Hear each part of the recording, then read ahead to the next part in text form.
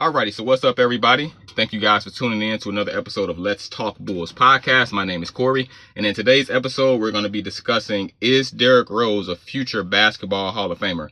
In my books, he definitely is. He's one of the quickest point guards in NBA history. In my opinion, he's the very quickest point guard the NBA has ever seen. Quicker than John Wall, quicker than Allen Iverson, especially with the ball. It's nobody that was ever faster than Derrick Rose, in my opinion. So the most athletic point guard ever. I know you can look at Ja Morant as possibly being that, or Russell Westbrook, but from what I've seen with Derrick Rose, even from high school, seeing him play in person at high school, definitely the most athletic point guard that the NBA has ever seen, especially at his height. He's only like 6'1", 6'2", around that height. So definitely the most athletic point guard in NBA history. Unfortunately, we know that he did have a lot of injuries, and I would say that his peak was for about 4, maybe 5 years tops. But even in that short time span, and I can see how people can argue that, well, hey, maybe his peak didn't last as long as other NBA Hall of Famers or other NBA MVP winners, you know, and I can see that case. Let me know what you guys think about that in the comments. But for that 4 or 5 years that we saw that peak Derrick Rose, the NBA had never seen a point guard, had never seen a player like that, period. You know, that quick, that athletic, and that skilled with that type of mentality.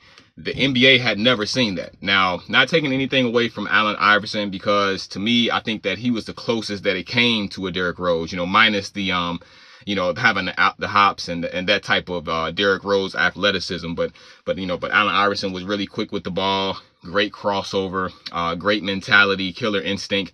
And that's the same thing that Derrick Rose had. So, but yeah, in my books, Derrick Rose is definitely a future Hall of Famer. And another thing that kind of proves this case is when you look at all of the former NBA, when you look at all of the players who have won the MVP award in the NBA, when you go down this list, and it's a long list of players. So most recently, SGA, Shai Gilgeous-Alexander. Before that, Nikola Jokic, Joel Embiid, Giannis Antetokounmpo, James Harden, Russell Westbrook, Steph Curry, Kevin Durant, LeBron James, Kobe Bryant, Dirk Nowitzki, Steve Nash, Kevin Garnett, Tim Duncan, Allen Iverson, Shaquille O'Neal, Karl Malone, Michael Jordan, so on and so forth. And when if you look up all of the former NBA MVPs, and I may be mistaken, but I don't think I am, but when you look up all of the former NBA MVPs, this is dating all the way back into the year 1956. It goes back that far. You know, it's like 75 years of past NBA MVPs. When you go from 2025 to 1956, which again, it's like 75 years, everybody who was an MVP eventually ended up becoming a basketball Hall of Famer. So that's another thing that's another reason why I believe that Derrick Rose should be in the Hall of Fame, you know, and not just because of that sole reason, but that just adds to the numerous reasons why he should be in the Hall of Fame in the future here. So one of the greatest Chicago Bulls players ever. I've got him right behind Michael Jordan and Scottie Pippen. Great player. I wish we would have seen him be more healthy throughout his career. I think that he would have won at the very, very least, at least one championship for the Chicago Bulls. So it would have been great to see him without all of the injuries. That's so unfortunate.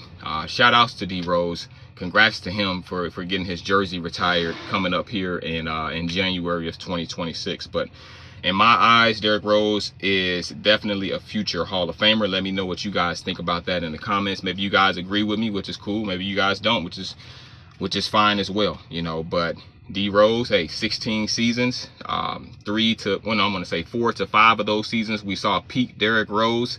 Even when he came back from the injuries, he was a solid player. You saw him just still dropping 50 points when he was on the Minnesota Timberwolves. You know, just a great player. You know, he paved the way for a lot of the future athletic point guards that we see in today's game, like John Wall. I know John Wall just retired, but John Wall, very fast, very athletic, just like D Rose.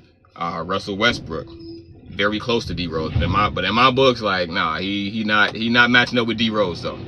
Very athletic, great player, Russell Westbrook, but peak, when you compare him to peak D Rose, like nah, no way. And then we also have John Morant. John Morant is just he's just a beast. You know, he out here jumping over players, dunking on them and stuff like that. But Derrick Rose paved the way for those types of point guards.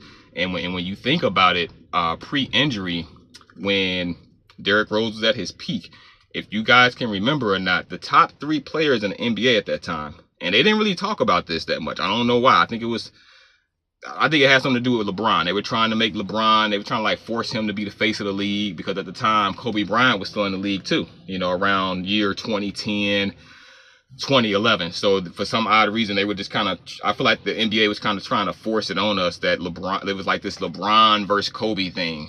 And anyway, you know, the top 3 players back then were obviously LeBron, Derrick Rose, and Kevin Durant. You can look back at highlights and stats and things like that, but those were the obvious 3 top players in the NBA back then. And you could arguably say,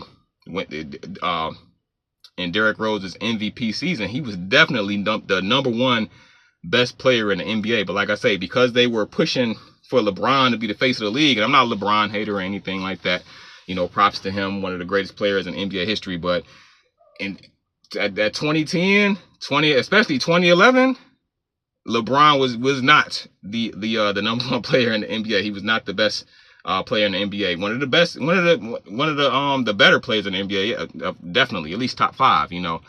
But it was Derrick Rose, Kevin Durant, LeBron James. That's back then in 2011. You know, I remember that, you know, but yeah, so that's just my case for Derrick Rose being a future Hall of Famer.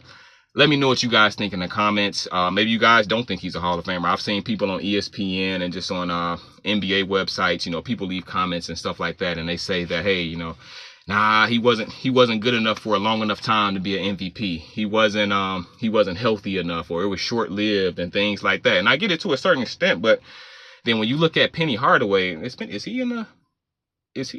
don't think he's in the Hall of Fame yet, but I definitely see Anthony Hardaway as a basketball Hall of Famer. I know Grant Hill is in the Hall of Fame, or is he? I'm gonna have to look into that. I should have looked into that before I made this video. I believe Grant Hill is in the Hall of Fame, but it's the same case with Grant Hill. Unfortunately, a lot of injuries. Unfortunately, with Penny Hardaway as well, a lot of injuries. But for those short windows of time that they were excellent players, they were definitely deserving of being future NBA Hall of Famers. So let me see some other players that I can think of that had a lot of injuries. Well, off the top of my head, that's what I can think of now. You know, Penny Hardaway and Grant Hill. So I definitely think that D Rose is deserving of to be a future basketball Hall of Famer. Thank you guys for checking out this episode of Let's Talk Bulls podcast. My name is Corey. If you haven't already, subscribe to the channel. I try to make content throughout the week. Feel free to check it out. Have a great day.